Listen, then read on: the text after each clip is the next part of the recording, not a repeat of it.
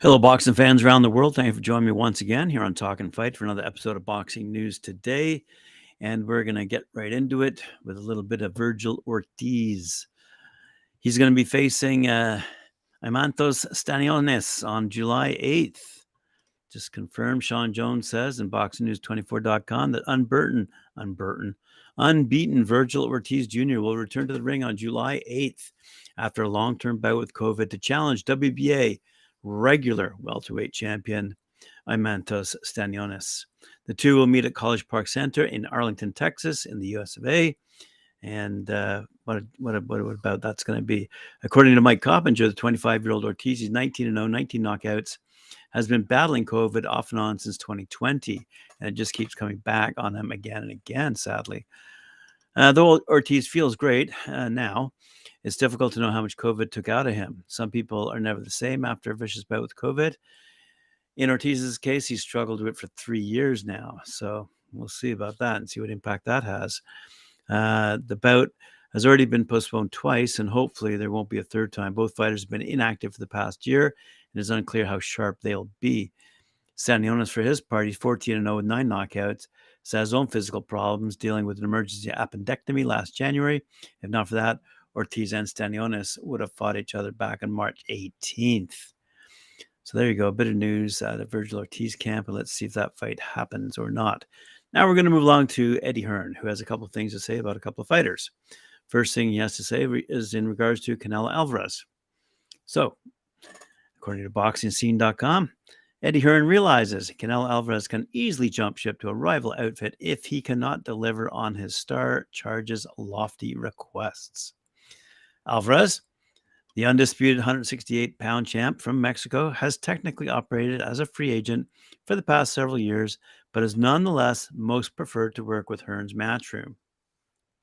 Alvarez, 32 years old, is coming off a clear points win over London's John Ryder last week, as we all know, in front of more than 50,000 screaming fans down in Alvarez's hometown of Guadalajara, Mexico.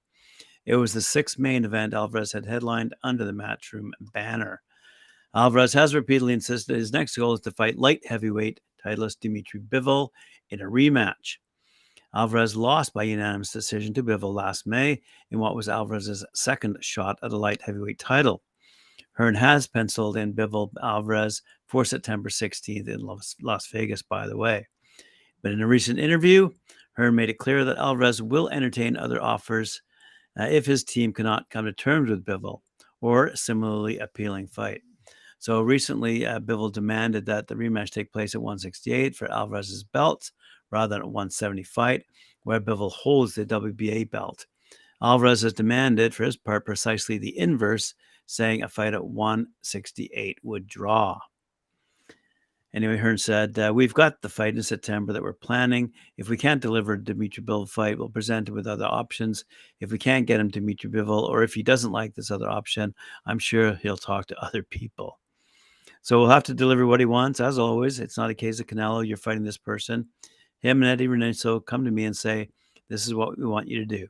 And that instruction was clear. John Ryder and Dimitri Bivol. We talked in the changing room after the fight on Saturday. The instructions were exactly the same. Ryder's now been ticked. Now we have to try and make the Dimitri Bivol fight, and talks are ongoing. Moving along to another interesting Eddie Hearn story. When this is out of my friends out of Bad Left Hook, a good boxing page if you want to find some interesting information. Patrick Sternberg says this: when the British Boxing Board of Control ordered Fabio Wardley to defend his heavyweight title against Frazier Clarke earlier this month, both men expressed their enthusiasm for the matchup. It seemed the feeling wasn't universal, as Eddie Hearn alleges that Boxer pulled Big Fraze out of the purse bid. Hang on, says the author. I need to go and make a reality stupid joke about this. The myth of mutual consent. Boxing. Fighter A, consent. Fighter B, I consent. Promoter, I don't. Isn't there somebody you forgot to ask? That's pretty funny. Okay, there we go. Clarke, who's 6-0, by the way, 5 knockouts, basically broke the news to IFL TV yesterday in the UK, breathlessly insisting that he wanted to fight, but insinuating that things weren't going as planned behind the scenes. So Wardley, who's 16-0, 15 knockouts, is understandably miffed, especially since Clarke's 258 management team reportedly pushed to enforce the mandatory fight in the first place. Big Frazier will instead stay busy against Harry Armstrong, 5-1-1, and BoxRec's number 316 heavyweight on their list. And Boxer's June 10th Adam Azim versus Arum Fanyan show. So there's obviously a lot to this saga that we're not privy to.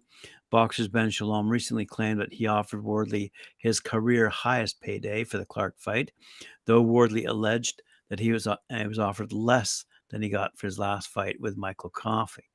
Much like Jose Ramirez turning down a shot at Regis Progress, though, pulling out before the purse bid even happens is a punk move of the highest order. So, is having 31-year-old Olympic medalist Clarke continue to fight tomato cans like Armstrong? And while we're at it, especially since Shalom threw 258 under the bus when criticized for Clarke's other terrible mismatches. Ouch. So there's more going on behind the scenes than you and I really are privy to. But these writers keep digging it up. So it's good stuff to have. Anyway, in other interesting news, just as a sidebar here, regarding the Lawrence Okolie and Chris Billam-Smith fight set to take place in Bournemouth, the stadium administrators are expected to expand capacity to 15,000 for the WBO world title fight. Bournemouth's Vitality Stadium will expand its capacity to 15,000 seats for the Okolie-Billam-Smith cruiserweight world title fight, and that will be a record for a non-football /soccer event at the ground, which will be shown, by the way, live on Sky Sports, and that's a May 27th date. Around the world we go, over to Bob Arum. Tyson Fury's promoter says that he's confirmed negotiations are underway for an undisputed title fight with Alexander Usyk, set to take place in Saudi Arabia, despite the Gypsy King shooting down claims on social media. Fury took to Instagram last month to describe plans for a blockbuster bout with Usyk in the Middle East as bullshit, despite the Ukrainians team stating that talks were still underway. However, Arum's recent comments have given fans hope that a fight to unify the division for the first time since Lennox Lewis did so by beating Evander Holyfield back in 1999 will finally take place. Arum said, "I've talked to a representative Skills Challenge who put on these boxing events in Saudi Arabia. We know these people. We've worked for them in connection with the Jake Paul and Tommy Fury fight. So we know who the players are. Had some very interesting talks with them." So will that happen? According to Bob Arum, he says it's going to happen. And it certainly makes sense if you can plug it in with the big AJ fight as well. So we'll see if that's going to happen. Anyway, moving on to the final news story of the day, I just want to leave you with a quick little quote, courtesy of our friend Steven Butler, Canadian, who's going up against Janibek Alam-Khanuly, the undefeated WBO middleweight champ. Janibek Kazakh style Alam-Khanuly. He's 13-0, 8 knockouts. He's facing Steven Butler. He's 32, 3-1, 26 knockouts.